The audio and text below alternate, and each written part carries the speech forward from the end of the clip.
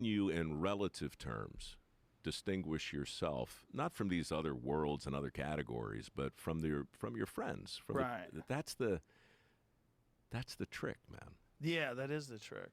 And then there's people that want to be that person that is taken seriously, that's reading the New York Times. You want to be that person with their legs crossed, reading the New York Times, like very serious people, very, very smart people, keep up to date. Yeah. I said to Ashton, your very excellent driver who brought me here, I said, it's been fun watching Joe do this thing over the last 5 or 6 years. And then I kind of stopped myself in the middle and I said, actually, I take it back. What's been fun is watching the world catch up to it. Like watching the headlines catch up to you or whoever. You really haven't changed.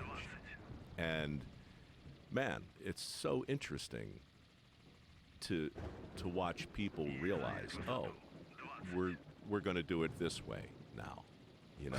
We're going to do it this way now. And that's been, whether it's comedy or whether it's music, it's when culture changes, it feels like there's some instigator, some jagged little pill who's pushing it forward. And I guess maybe that's true, but I also think there's this larger hive mentality in the audience, and they start to realize, oh, there's another way to deliver a paper. There's another way to do a thing. And it feels new, but it's probably what you've been doing for the last 12 years. Yeah, it's definitely the same way I've always done it. It's just having conversations with people. I like talking to people. It's fun. Yeah, but I enjoy it. Good. I'm a curious person, and I like talking to people. But it's real simple. Yeah, but it's just because it's simple, right? You make it sound like a parenthetical. Oh, it's just a conversation. Yeah. That's only just the hardest thing there is to do. But it's not really. It's not. Then why don't more people do it? Because they don't enjoy it. They don't enjoy it like I enjoy it. Like some people genuinely don't like talking to people. You know why? Because they're interested in themselves. You have to be interested in other people. I think we're all connected. I really firmly believe this in a non-hippie way. I think it's like a scientific reality. I mean, if we could figure out a way to study it, we would recognize that we're psychically all connected in some strange way. And I am curious as to how someone with a different biology, different life experiences, different geographic location in which they were raised, like how are they navigating the world, and why are they interested in opera? Like why? What is it? Why? What got you to be a beekeeper? Why are you so fascinated with painting? What made you start writing music? Like I'm interested. Yeah. I like talking to people. So for me, it is easy. It really is. It's just talking to people like I would talk to people. Like you and I could have the same exact conversation if we were having dinner somewhere. For sure. Same conversation. Yeah. But again, it makes perfect sense, and it's not that it's difficult. It's just that very few people do it. And if your explanation is because very few people genuinely enjoy it, I can't disprove it. You're probably right. I think that's what it is. You're probably right. I just got lucky. I think I just got lucky and I found a job that I would be doing anyway. Well, here's what I don't understand. And maybe this is not even relevant, but we did 350 dirty jobs. Probably 60 some of this thing called Somebody's Gotta Do It. I don't even know. Returning the Favor. I think we did 100 episodes of that. I couldn't tell you how many things I've narrated. Hundreds.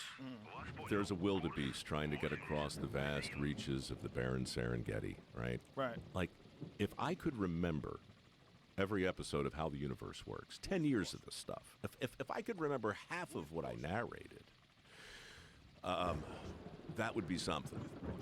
I can remember a chunk, but my sense is that, like, I can't even remember the last 20 guests I had on my podcast. And the reason isn't because I'm not curious, and it's not because I lack the requisite intelligence to remember. For me, it's so much. There's been no time to think about what I'm going to do next, and even less time to think about what I just did. Right. So you just talked to Josh Brolin, and then you talked to the musician guy, Stork. Yep. Yeah, right? Scott. Yeah, Scott. Yeah, Storch. And then before that, our friend Evan was in, right? So, like, I have a better. It's easier for me to remember what you've done in the last 2 months than it is for me. And that freaks me out. And I wonder if sometimes you get over your skis to the point where you've started to forget what you've done yourself. Oh yeah, there's no way to keep it all. I have a bucket that's overflowing with information. It's overflowing. My hard drive is not capable of retaining all of it. It's not possible. I retain a lot though. Yeah. A lot more than I ever would know. I got an unexpected education doing this show for sure. Like I never anticipated it. Is it conscious? Like, can you choose to be interested in a thing enough to know that you're not going to forget it? Or does the interest just kind of bubble up and certain things stick to you? The interest bubbles up and they stick. Yeah, totally. Yeah, like my daughter asked me a question the other day. I don't even remember what the question was about, but it's a very technical thing. And I said, no, that's not exactly it. It seems like that, but this is the reason why. And they figured this out because of this, and I started rattling off. And she's like, how the fuck do you know this? She was laughing. And I was like, I don't know everything. I forget things. I forget my own birthday. But I do remember things that are fascinating. I remember most things that are fascinating to me. I have an unusual recall, but I've always had an unusual recall. It's like I think it's a genetic thing. Yeah. Yeah, I think it let me get really good at things too, because I can remember like technical, like it was really good for martial arts because I can remember technical details, like really, like I don't forget things. See, you, to me, are the deeper end of the pool. I'm more the shallow end. Not, I don't mean for that to sound comparative so much, but like with martial arts, I'm interested in martial arts. I'm interested in Ultimate Fighting.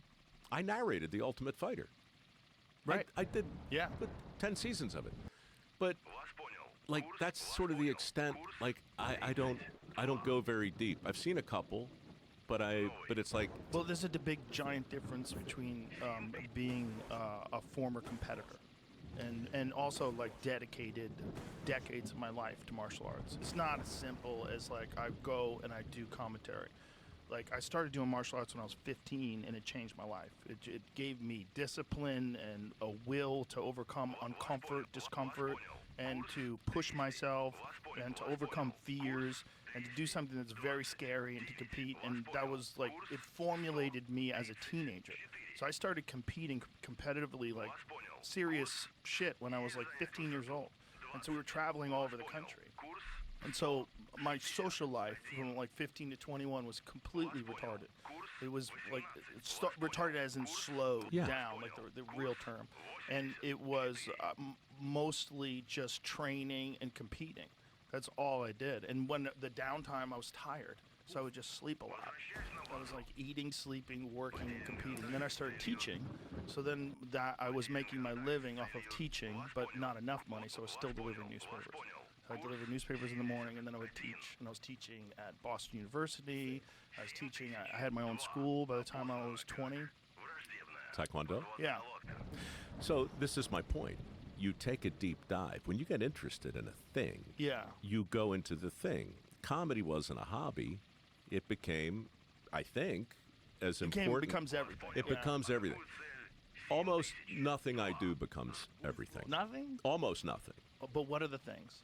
What becomes everything? I'm not sure yet. Let me think about it. Is there one thing that if you have like free time, you super look forward to doing? Like, do you have a hobby? Do you play golf? No. Nothing? I don't have hobbies, and I don't No collect hobbies? things. Nope, no hobbies. Nothing? I don't collect things. Wow. I own very little. I never have owned I much. wish I had 100 lives to live simultaneously. I would do 100 different things. This is the difference. You're insatiable in that way. You get a thing, and you're gonna nail it to the wall. You're gonna nail my it. late great friend Anthony Bourdain, his headline, his bio on Twitter, it said enthusiast. And I really wish that I'd come up with that, because that's what I am. I'm an enthusiast. I wouldn't say it now because I would rip him off. And also now my bio says Dragon Believer. Yeah, congratulations on that. The ladies of the view. They said I believe in dragons. She triple checked. This is great. She triple checked, Mike. Got to be true. But I'm an enthusiast. That's what I am. I am a person who is very fortunate in that I have a love of a lot of things. Well, you and Tony were similar, obviously, in that way. He took big bites. He took big swings. We became good friends when he really got into jiu-jitsu. Yeah. Because I kind of got him into it, and then his wife really got him into it. But he started going to the UFC. His wife was training in jiu-jitsu, and she got really into it. She was really loving it. And then she was like, let's go to the UFC. And he's like, this is fucking great. And then, he came to one of my comedy shows. We became friends. Started going to dinner, by the way, with Anthony Bourdain. It's the coolest fucking thing in the world. It's got to be. Because you go to dinner with him, and all the chefs freak out. Yeah. And so they just want to feed you. Yeah. They just want to, don't touch the menu. We got you. And they come over and bring food. And